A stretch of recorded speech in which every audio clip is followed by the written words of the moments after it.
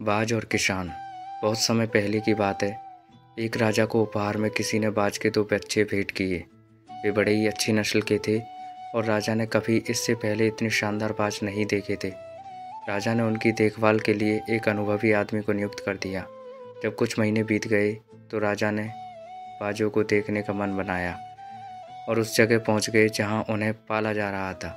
राजा ने देखा कि दोनों बाज काफ़ी बड़े हो चुके थे और अब पहले से भी शानदार लग रहे थे। राजा ने बाजों की देखभाल कर रहे आदमी से कहा, मैं इनकी उड़ान देखना चाहता हूँ, तुम इन्हें उड़ने का इशारा करो। आदमी ने ऐसा ही किया और इशारा मिलते ही दोनों बाज उड़ान भरने लगे। पर जहाँ एक बाज आसमान की ऊंचाइयों को छू रहा था, वहीं दूसरा कुछ ऊपर जाकर वापस उसी डाल पर आकर बैठ गया जिससे वो उड़ा था। ये देख राजा को कुछ अजीब लगा। क्या बात है, जहाँ एक बाज इतनी अच्छी उड़ान भर रहा है, वहीं ये दूसरा बाज उड़ना ही नहीं चाह रहा। राजा ने सवाल किया, जी हुजूर, इस बाज के साथ शुरू से ही यह समस्या है, वो इस डाल को छोड़ता ही नहीं।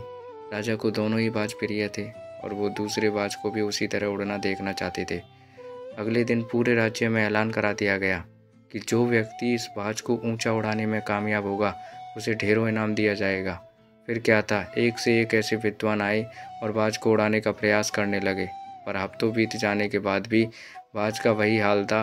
वो थोड़ा सा उड़ता और वापस डाल पर आकर बैठ जाता।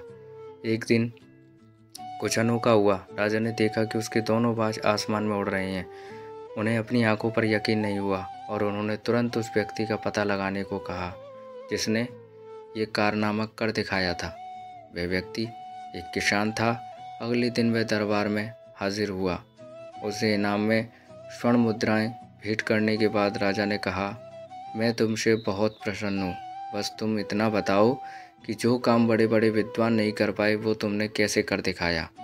मालिक, मैं तो एक साधारण सा किसान हूँ। मैं ज्ञान की ज़्यादा बातें नहीं जानता।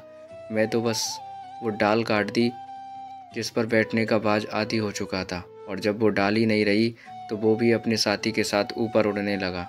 दोस्तों, हम सभी ऊंचा उड़ने के लिए ही बने हैं, लेकिन कई बार हम जो कर रहे होते हैं उसके इतने आदी हो जाते हैं कि अपनी ऊंची उड़ान भरने की और कुछ बड़ा करने की काबिलियत को ही भूल जाते हैं। यदि आप भी सालों से किसी ऐसे काम में लगे हैं जो आपके सही पोटेंशियल के मुताबिक नहीं है, तो एक बार ज़रूर सोचिए कि कहीं आपको भी उस डाल को काटने की ज़रूरत तो नहीं जिस पर आप बैठे हुए हैं। तो दोस्तों, इस कहानी के बारे में आपकी क्या राय है? अगर कहानी अच्छी लगी हो तो लाइक करें और इसी तरह की कहानी सुनते रहने के लिए मेरे चैनल को सब्सक्राइब करना ना भूलें। दोस्तों, सुनने के लिए बहुत बहुत धन्यवाद।